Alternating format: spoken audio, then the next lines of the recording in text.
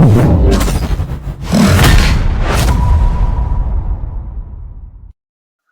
श्री राम साथियों, मैं हूं संजय पंडित और स्वागत करता हूं आप सभी लोगों का आज के हमारे इस YouTube वीडियो में। दोस्तों, भगवान श्री राम की रामायण को कई लोगों ने जातिवाद का नाम दे दिया है कि भगवान श्री राम सिर्फ ब्राह्मणों के या क्षत्रियों के राजा थे या क्षत्रियों के या ब्राह्मणों के केवल भगवान है, शूद्रों के नहीं है। क्यों नहीं है?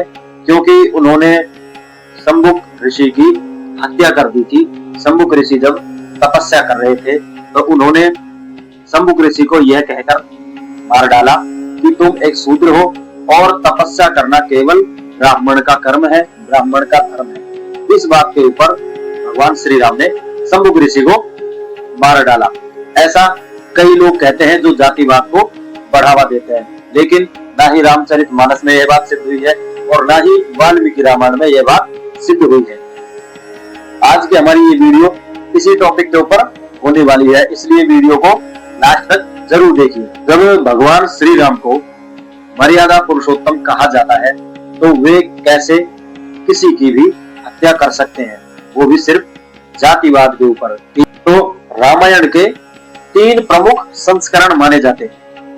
पहला वाल्मीकि रामायण, दूसरा तुलसीदास की रामचरितमानस और तीसरा है बाद में संस्कृत और क्षेत्रीय संस्करण के बारे में। तो ये मुख्यतः 3 रामायण के संस्करण माने जाते हैं। तो शंबुक की कथा हर रामायण में नहीं मिलती और यही इस विवाद की जड़ है।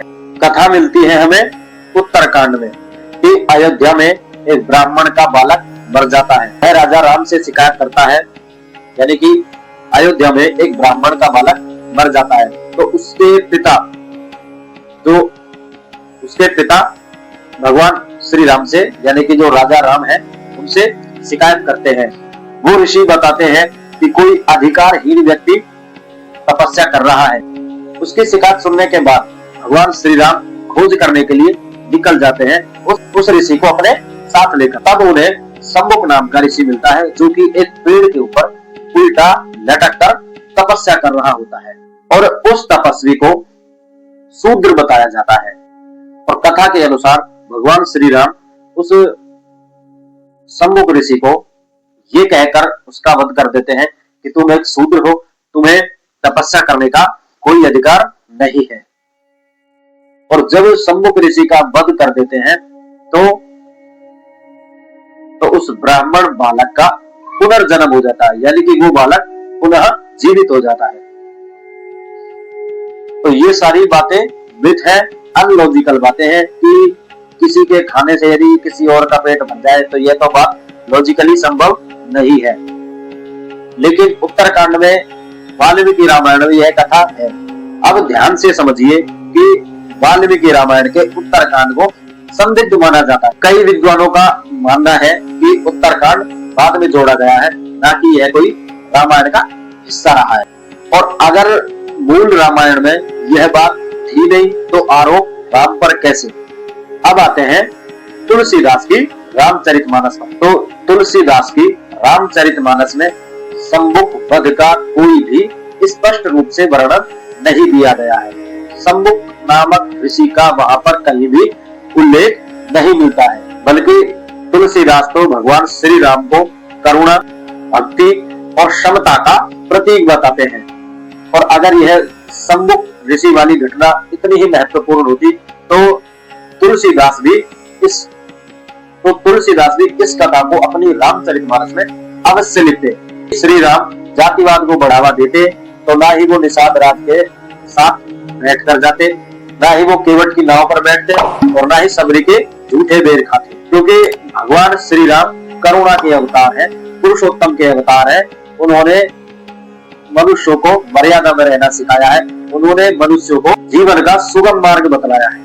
जैसे महाभारत में कई सारे युद्ध ऐसे हैं जो प्रतीकात्मक हैं, उसी तरीके से यह शंबुक ऋषि की कथा भी एक प्रतीकात्मक विवाद है।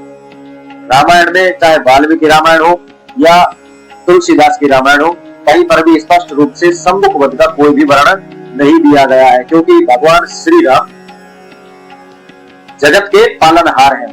वो कभी भी जातिगत भेदभाव से कभी किसी का वध नहीं कर सकते।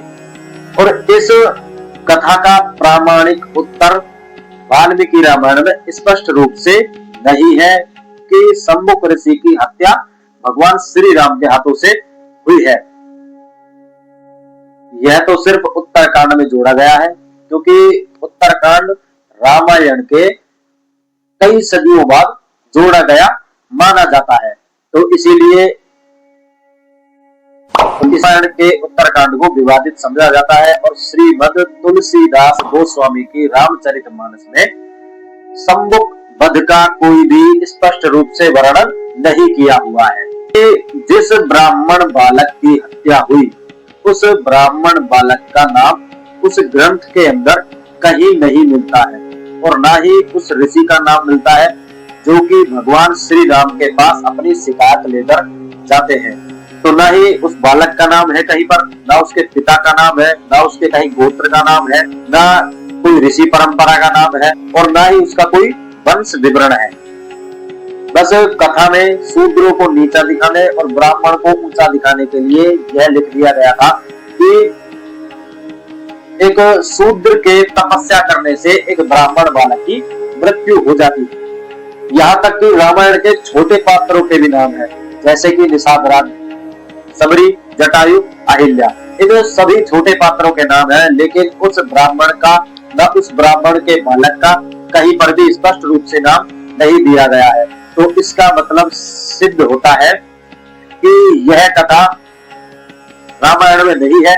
इस कथा को बाद में जातिगत भेदभाव को बढ़ाने के लिए किया गया है, उसमें फेरबदल कहीं ना कहीं किया गया है। हमारे ग्रंथों से कहीं ना कहीं किसी ने छेड़छाड़ की है। तो भगवान श्री राम कभी भी ना ब्राह्मण, ना क्षत्रिय, ना वैश्य, ना शूद्र, इन सबको कभी नहीं देखते कि ब्राह्मण ही मेरी पूजा कर सकता है या क्षत्रिय ही मुझको पा सकता है, शूद्र मुझे नहीं पा सकते। कहीं पर भी ऐसा विवरण नहीं है। भगवान श्री राम को बस मन से सच्चा इंसान होना चाहिए। भगवान सिर्फ भाव के भूखे होते हैं, जातिगत भेदभाव के नहीं होते। राम राम।